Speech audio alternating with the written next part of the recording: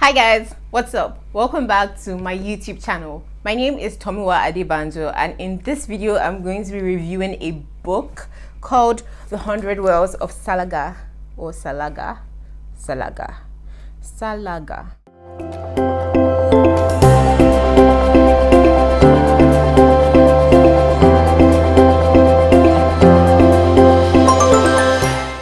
Before I begin, I'd like you to do just one thing for me. If you look below this video, you will see a red button that says subscribe. So I'd like you to click on that and subscribe to my YouTube channel, okay? Now let's get right into the review. This book was written by Ayesha Haruna Attah. I hope I pronounced that correctly. She's from Ghana, and this book it was a lot to read. I feel like I have this attraction to books that make me feel like intense emotions, and this book had me in all of my feelings. There are two main characters, Amina and Woche.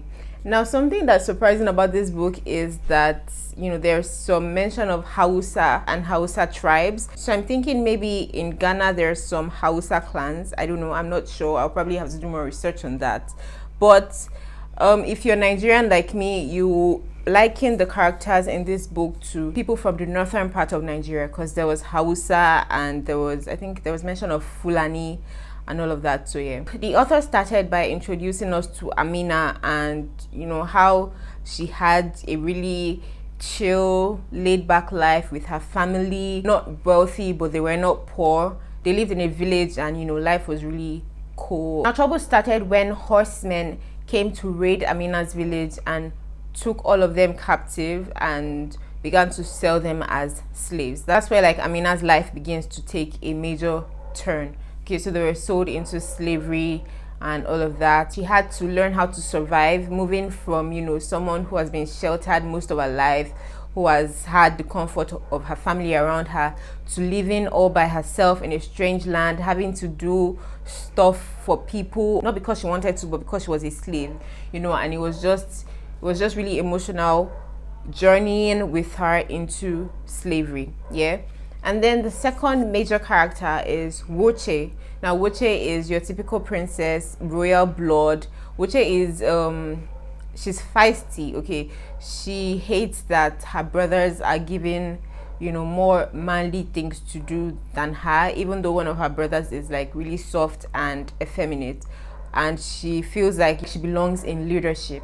Okay, so Woche is feisty. She wants things. She hates to be told what to do. She likes to put herself out there, and her father sort of indulges her. So yeah, I think Wuche's own trouble started when she had to make a sacrifice and get married to the prince of another kingdom to protect her father and her community.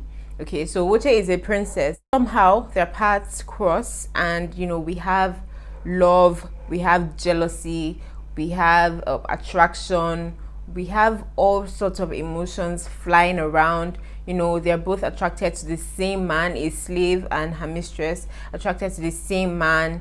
There is cheating. Guys, this book is a lot, and yeah, I feel like Ayesha Haruna Attah was able to convey a lot of emotions in this 228-paged book. So at the end of the book, there's a sort of interview with the author, and she lets us know that the major reason why she wrote this book is because a lot of people, or most of us, have glossed over the fact that Africans also had a role to play in slavery.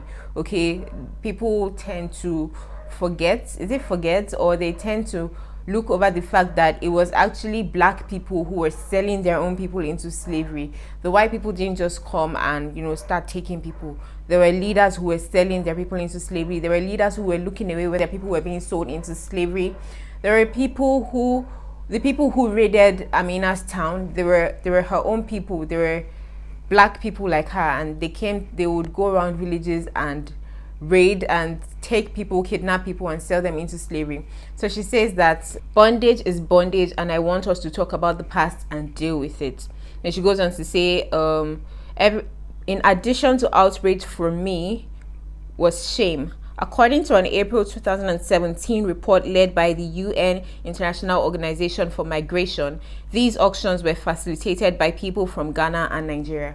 So yeah, that is her own point of view. The fact that, you know, people like us actively participated in selling off people like us, people of the same color. You know, there was a lot of greed, there was a lot, it was a lot, and it's quite refreshing to read about something that happened so long ago through the eyes of someone who is focusing on our own contribution to slavery as well as that of the colonial masters. She says that the novel focuses on a period right before the war in Salaga in 1892. So the book is sort of set in 1892-ish. It's not entirely fiction because there are little bits of, you know, reality in the book. So it's not entirely fiction. She also said that she learned that her great-great-grandmother had been captured as a slave and sold at the Salaga slave market, which is like a major place in this book. So yeah, this book was inspired by her great-great-grandmother. She actually made her own research and journeyed to Salaga to see how things were, and I guess all of these inspired her writing the book. The 100 Wells of Salaga is a lovely read. If you're not really into fiction, but you know, you'd like to get started a little bit, I feel like you really enjoy this book. That's the first category of people that would enjoy this book. Second category of people that will enjoy this book are people that have read Homegoing by Yaa Gyasi and loved it. I absolutely adore that book. That's next on my list of books that I must purchase, even though I have read it, but I need to hold it physically. So yeah, if you enjoyed Homegoing, you would definitely enjoy this read as well. And the third category is feminists. If you're a feminist like me, if you want to see more about women in power, more about women taking charge of their own lives, more about women going out there and doing the things they like, women, you know, being allowed to make mistakes, women figuring out their own strength and power, then you will absolutely enjoy this read. There are quite a lot of strong female characters in this book. There's Amina, there's Buche, there's a lady called Jaji, who is like a learned person. She's a teacher. She teaches women how to read and write. She's well read, you know. So yeah, there are a lot of strong female characters in this book, and you will absolutely enjoy it if you're a feminist who loves to see women in power. So yeah, that's it about this book. The language was pretty easy to understand. You can tell that they're not speaking English unless it's white people speaking. It's mostly Hausa or a language called Gonja. There's also Twi in it. The book also mentions a time when the British, the French, and the Germans were fighting for control over that place called Salaga. So yeah, it just delves into history. If I were to rate this book out of 5 stars, I would give it a 4. I don't know why I'm not giving it a 5. Maybe I've turned into one of those lecturers that will say A is for God. Yeah, but no, I would give this a 4 out of 5. It's fantastic. Language is easy to follow, easy to understand. There's so many emotions conveyed in this book, and you know, it will put you in. Sometimes I cried a lot reading this book. You might cry too if you're emotional like me. It's a very great read, guys. If you have access to this book, I 100% recommend it. You should buy it and you should add it to your library.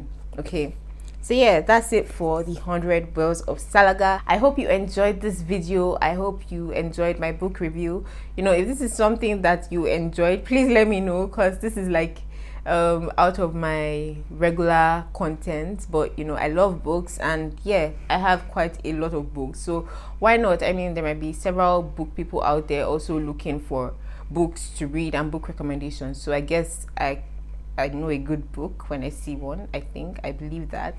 So yeah, if you enjoyed this video, please give it a thumbs up. At this point, if you have not subscribed to my channel, please subscribe to my channel. Okay, subscribe to my channel. Do it now. Okay, thank you so much. Leave a comment if you have read this book, or if you're going to be interested in reading it. Yeah. Oh yeah, and I should probably mention, this book was gotten for me by my friend Hopewell. I love you. Yeah, she got it for me from a brand called Kawe books. I will put the link in the description box. A little sneak peek into my next read. I'm currently reading Tomorrow Died Yesterday by Chimeka Garrix. Yeah, if you remember my favorite African literature books that I made, I'll link it up here so you can go and watch it. I mentioned A Broken People's Playlist by Chimeka Garrix. Yeah, I love that book so much that after reading it, I had to go and buy his other book, Just Tomorrow died yesterday, so I'm in the process of reading this. I got it from Roving Heights. So yeah, I'll definitely do a book review on this one when I'm done reading it. Thank you so much for watching my video. I will see you in my next one. Bye bye. What is it with this dog? Ah.